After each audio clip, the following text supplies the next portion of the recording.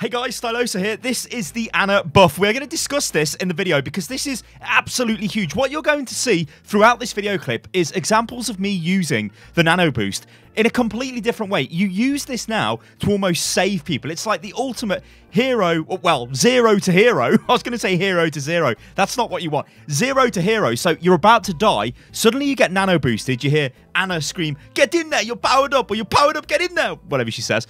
So you rush forward, but you know that you've been healed. Now, what the hell does Nano Boost do anyway? Well, it gives you damage resistance, gives you increased damage, and it now gives you 300 health instantly.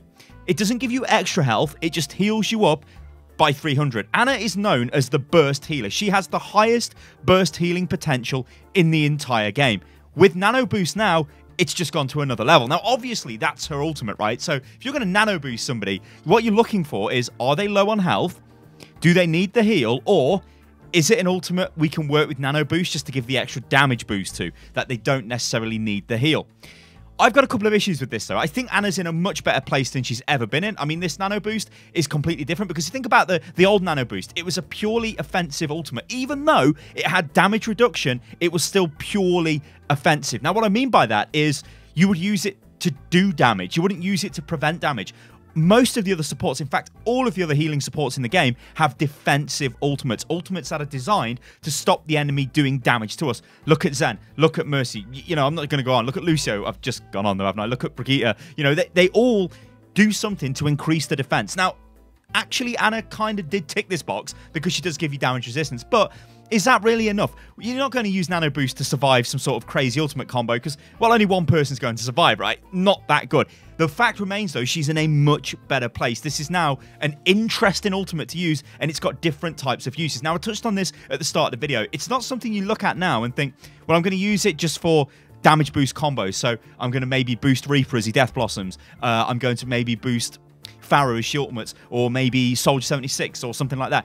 You generally don't do that. Like, a lot of the times it would be used on like a Reinhardt, just so he could go in like crazy. Like, if you're on King's Row, I guess you could do it on Hollywood. I mean, you guys have seen me nano him on Hollywood, although it was for different reasons here. But you'd nano on King's Row, Reinhardt runs around smashing everyone's brain out. It's absolutely Gucci, it's beautiful, it's awesome. However, is this what Ana actually needs? That's the big question, right? It's good because it's a buff to Ana, but does she need this really? What's Ana's big issue? Her problem is healing through barriers at range. Her problem is missing the healing shots. Her problem is, well, other things in the way.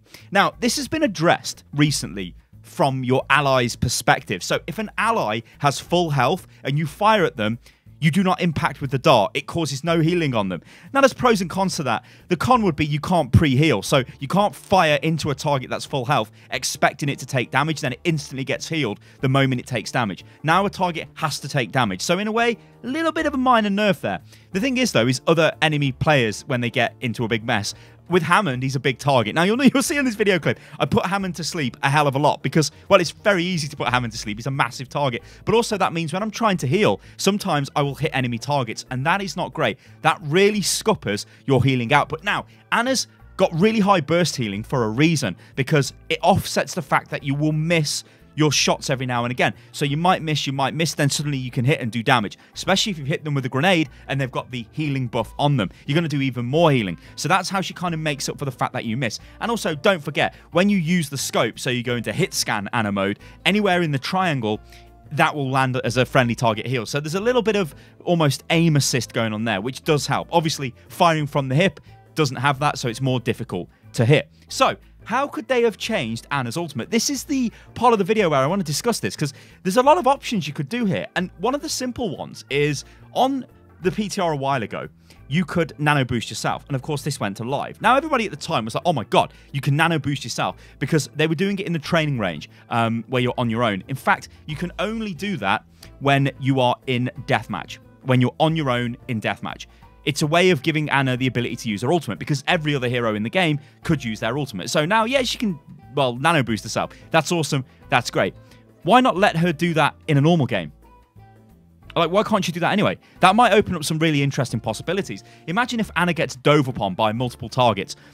She's probably going to die. She can't move. She's got no mobility. In fact, Blizzard have even said Ana's got no mobility. This is one of her problems. So if you Nano Boost yourself, you become very hard to kill, and then, their dive doesn't work. I think that could be funky. I'm not saying that is like a way to super fix the ultimate or give Ana more utility, but I think it would be cool if they just turn that on. Anyway, so let's look at some other options here. Why doesn't it just give you 300 extra health for the duration?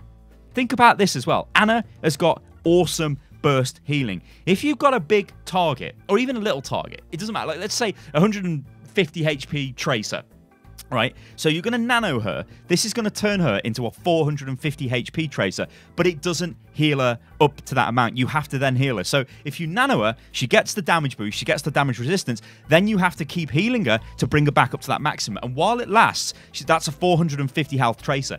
That might have been a better way to use this ultimate, because that adds a skill element for Ana, but also it opens up, I think, a lot of different ways. Like, right now we're using it as an emergency heal. It's this sort of massive spike of power where it's like, oh god, my Hammond is about to die, but that's fine because I can just instantly heal him. And this will catch the enemy off guard. You know, if you're trying to burn a target down and it's almost dead, and then suddenly it's almost back to full health, you're like, whoa, god, and it's doing more damage and it takes less damage. That's a huge thing. So this is actually, like I said, it is a really good buff. It just seems a little bit strange to me that they haven't looked at other ways of trying to deal with it. I mean, maybe they have with internal testing and have just decided this is the one that they're going to roll out onto the live servers. So I guess the big question is, what do you guys think? Does this fix Ana? Does this save Ana?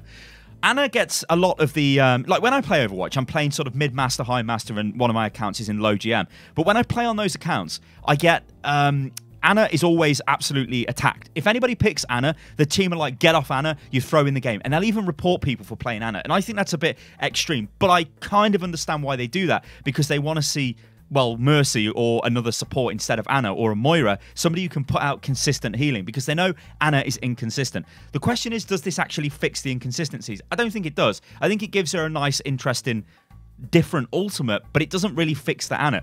Is Ana a problem? I think if you play Ana well, you can still do a lot of work with Ana. The big issue just comes down to enemy barriers blocking your healing and big, beefy enemy targets blocking your healing. Because a lot of Overwatch is centered around a team running onto a point or onto a payload or something like that. Where the team's all together, it's very hard for Ana to get into a position where everybody's spread out, or this very rarely happens, but everyone's spread out and you can kind of keep firing away, getting really good effective healing down. Often it's just a big mess, and that's a problem.